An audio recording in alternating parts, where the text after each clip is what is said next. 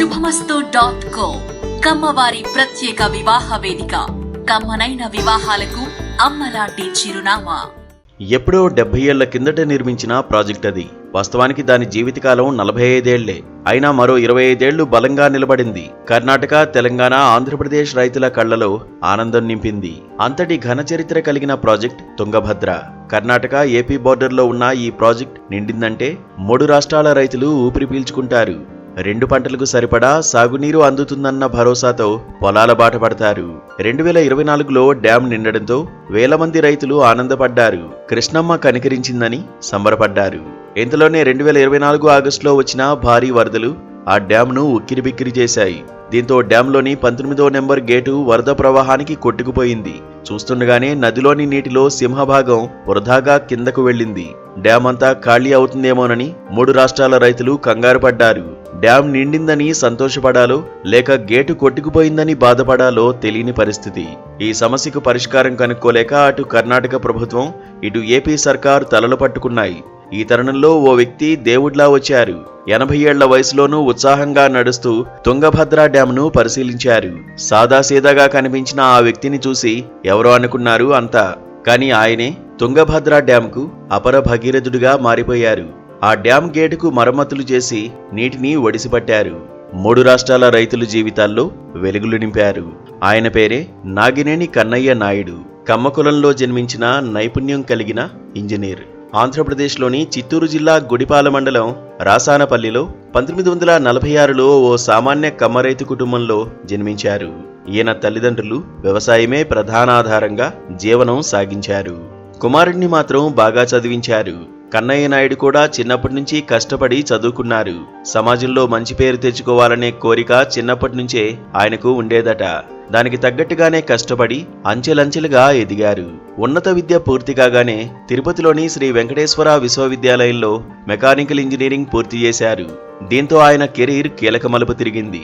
Engineering పూర్తవగానే తమిళనాడులోని southern structures కంపెనీలో కొంతకాలం పనిచేశారు. ఆ తర్వాత హోస్పేట్ సమీపంలోని తుంగభద్ర స్టీల్ ప్రొడక్ట్స్ లిమిటెడ్లో డిజైన్స్ విభాగంలో పలు కీలక పదవులు చేపట్టారు. క్రస్ట్ గేట్ల నిర్మాణం, విద్యుత్ ఉత్పత్తి ప్లాంట్లలో యంత్రాలు బిగించడం వంటి ఇంజనీరింగ్ పనుల్లో మంచి అనుభవం గడించారు.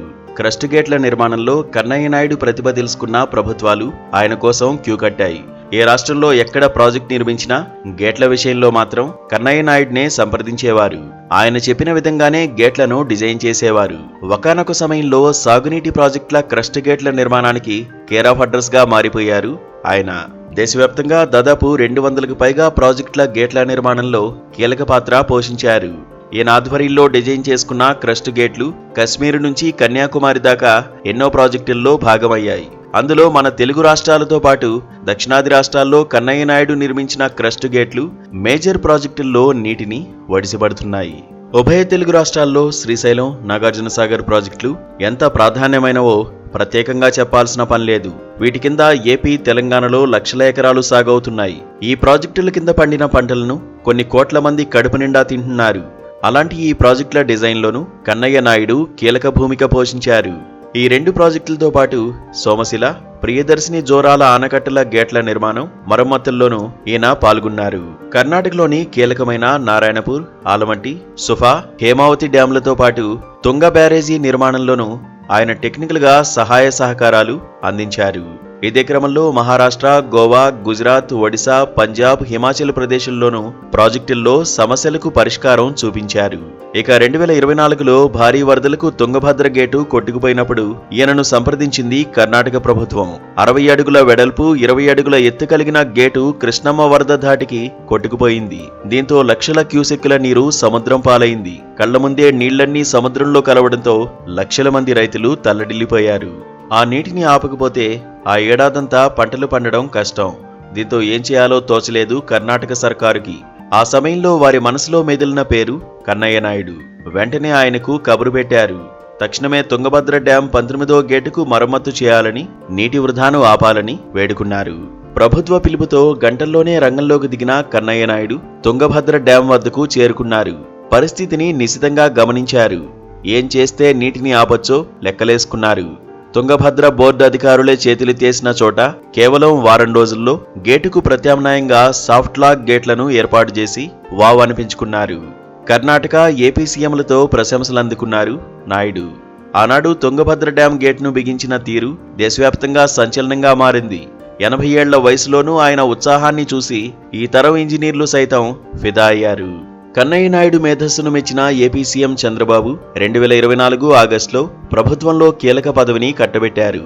ఆంధ్రప్రదేశ్ జలవనరుల శాఖ మెకానికల్ విభాగం సలహాదారుగా ఎన్నో నియమించింది ప్రభుత్వం.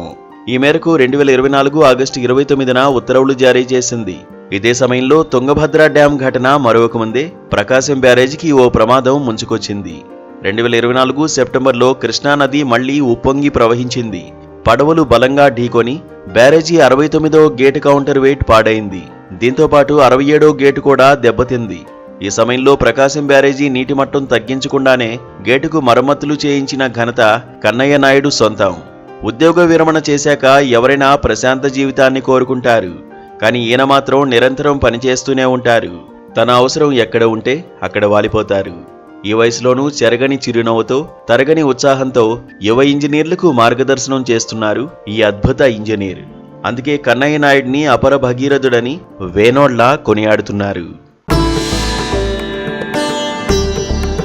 శుభమస్తు.co కమ్మవారి ప్రత్యేక వివాహ వేదిక. కమ్మనైన వివాహాలకు అమ్మలాంటి చిరునామా.